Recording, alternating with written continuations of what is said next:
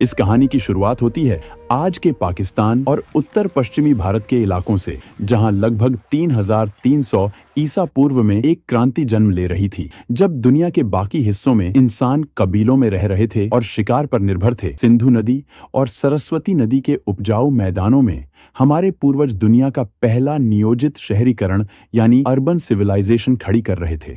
यह सभ्यता 10 लाख वर्ग किलोमीटर से भी ज्यादा इलाके में फैली थी, जो उस समय के मिस्र और मेसोपोटामिया की सभ्यताओं को अगर मिला दिया जाए तो उससे भी बड़ी थी। हड़प्पा और मोहनजोदड़ो जैसे शहर इस सभ्यता के मुकुट थे, लेकिन इन शहरों को खास बनाती थी उनकी प्लानिंग। अगर आप ड्रोन लेकर उस समय ऊपर उड़ते तो आपको नीचे एक विशाल शतरंज की बिसात बिछी हुई दिखाई देती। इसे ग्रिड सिस्टम कहा जाता है। सड़कें टेढ़ी मेढ़ी नहीं थीं, बल्कि एक दूसरे को 90 डिग्री के समकोण पर काटती थीं। मुख्य सड़कें उत्तर से दक्षिण की ओर जाती थीं, ताकि हवाएं जब चलें तो पूरा शहर अपने आप साफ हो जाए। ये इंजीनियरिंग का वो स्तर था जो आज भी दुनिया भर के आर्किटेक्ट्स को हैरान कर देता है। हड़प्पा के इंजीनियरों को ईंटों का जादूगर कहा जा सकता है। उन्होंने निर्माण के लिए एक ऐसा स्टैंडर्ड तय किया था जो पूरे साम्राज्य में लागू होता था, चाहे आप उत्तर में हो या दक्षिण में।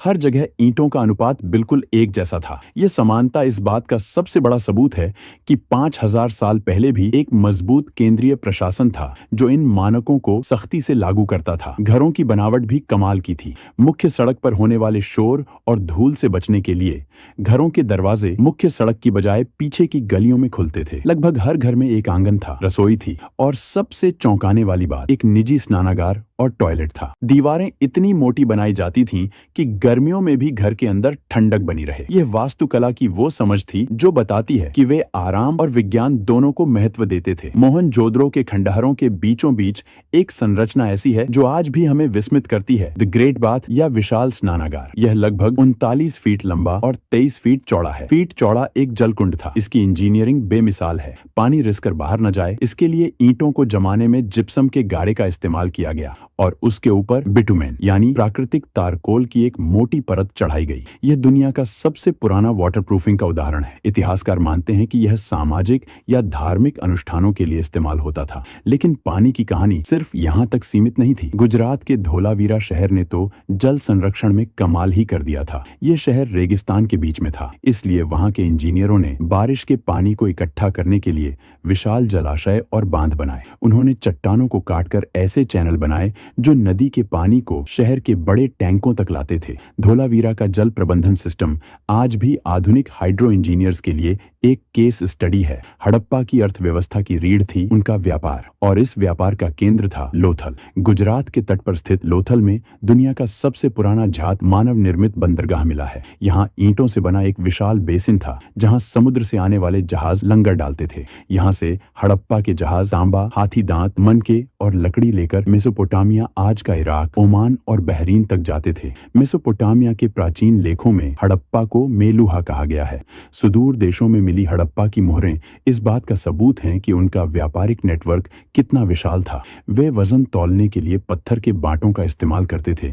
लेकिन इस सभ्यता का सबसे बड़ा रहस्य आज भी हमें चुनौती दे रहा है, उनकी लिपि। हड़प्पा के लोगों ने हजारों मुहरों पर, बर्तनों पर और तांबे की प्लेटों पर कुछ लिखा है। लगभग 400 से ज्यादा अलग अलग अक्षर मिले हैं। धोलावीरा में एक बड़ा साइन बोर्ड मिला है जिस पर 10 बड़े अक्षर लिखे हैं। शायद यह दुनिया का पहला बिलबोर्ड था, लेकिन 100 साल की कोशिशों के बाद भी हम इसे पढ़ नहीं पाए हैं। हम नहीं जानते कि वे कौन सी भाषा बोलते थे। जिस दिन यह लिपि डिकोड हो जाएगी, उस दिन इतिहास दोबारा लिखा जाएगा। धर्म की बात करें तो वे प्रकृति पूजक थे। सबसे दिलचस्प है पशुपति सील, जिसमें एक व्यक्ति योग मुद्रा में बैठा है और जानवरों से घिरा है। कई विद्वान इसे भगवान शिव का प्रारंभिक रूप मानते हैं। स्वास्तिक का चिन्ह, पीपल की पूजा और मांग में सिंदूर, ये सब हमें विरासत में वहीं से मिले हैं। इतनी महान, इतनी विकसित सभ्यता जो लगभग 1000 सालों तक शान से खड़ी रही, आखिर उसका अंत कैसे हुआ? 1900 ईसा पूर्व के आसपास शहरों में गिरावट आने लगी, नालियां जाम होने लगी और व्यापार ठप पड़ गया। पहले माना जाता था कि आर्यों ने हमला किया, लेकिन अब विज्ञान ने इसे नकार दिया है। असली कातिल था जलवायु परिवर्तन। सैटेलाइट इमेजरी बताती है कि उस समय सरस्वती नदी, जिसके किनारे सैकड़ों बस्तियां थीं, वह सूखने लगी क्योंकि टेक्टोनिक टेक्टोनिक हलचल ने उसके पानी को यमुना की तरफ मोड़ दिया। दूसरी तरफ सिंधु नदी ने अपना रास्ता बदल लिया, जिससे भयंकर बाढ़ आई। मानसून कमजोर पड़ गया और सूखा पड़ने लगा।